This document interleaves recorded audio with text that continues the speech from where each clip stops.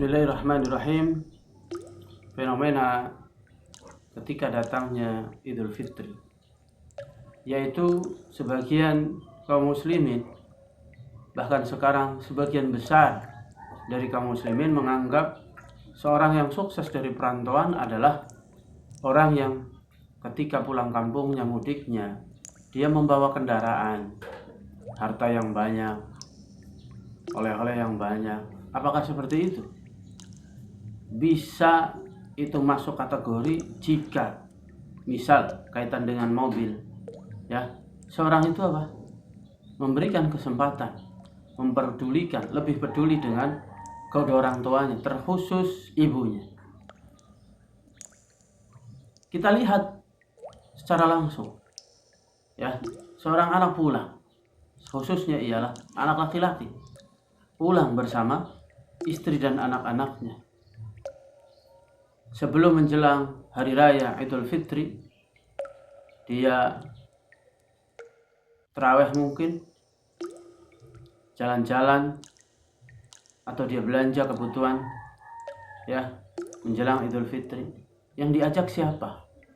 Penumpang yang sama ketika dia di perantauan. Siapa mereka? Istri dan anak-anaknya.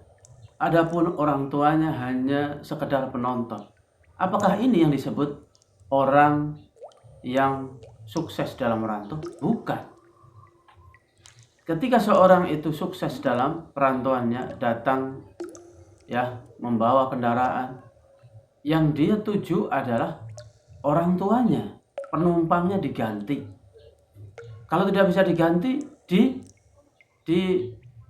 samakan. Tapi apa?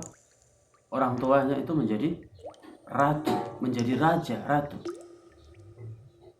Sudah ditawarkan, ya Ustadz, ibu saya, bapak saya tidak masuk, tidak mau. Iya, karena ada mantunya. Coba kalau mantunya, ya, tidak ada, ya, dikhususkan untuk kedua orang tua, mereka mau. Nah, kalau sampai ada mantunya kok nggak enak, ya, itu PR untuk seorang anak yang ketika mudik. Ini yang mudik aja harus ada pembelajarannya, ada pendidikannya. Bagaimana ketika, ya, mudik itu bukan hanya membawa kendaraan, dipajang, dia mondar-mandir sendirian, orang tuanya, ya, tidak merasakan nikmatnya anaknya tersebut membawa kendaraan, naik kendaraan. Jadi orang yang pertama kali disenangkan ialah orang tuanya, bukan lagi-lagi istri dan anak-anaknya. Di perantauan sudah istri dan anak-anaknya. Ini satu contoh fenomena, ya, semakin ke sini, yaitu kaitan dengan seakan-akan orang merantau itu harus membawa sesuatu yang wah. Nah, inilah yang pernah saya sampaikan kaitan dengan perbedaan Idul Fitri, Lebaran, Idul Fitri dan Lebaran. Ketika seorang itu merayakan Idul Fitri, ya orang tuanya jadi tujuan utama, ya. Bagaimana agar, ya, istri kita dekat dengan orang tua kita? Ya, kita sebagai seorang laki-laki itu apa? Mendidiknya dengan benar. Bukan apa? Mendidik umumnya orang. Sehingga, ya, apa yang kita bawa, apa yang kita naiki, apa yang kita bawa oleh-olehnya itu, ya, tujuan utamanya ialah berbakti kepada kedua orang tua. Bahkan sebagai penutup nasihat ini, ya, ketika malam takbir kemarin saya menjumpai yang katanya punya anak 3, tidak jauh dari rumahnya 2, yang lumayan jauh cuman beda kecamatan 1. Ketika malam takbir tidak ada yang nunggu. Apakah ini fungsi dari pulang kampung? Apakah ini fungsi dari mudik? Sehingga pengaruh besar seorang itu memberikan nama, menyebutkan sesuatu dengan namanya akan mempengaruhi, ya, amal perbuatannya. Yusamma bi ghairi ismihi.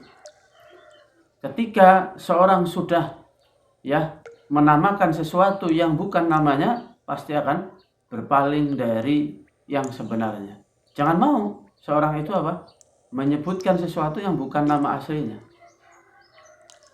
diperhalus, sehingga apa? Dia tidak paham yang sebenarnya.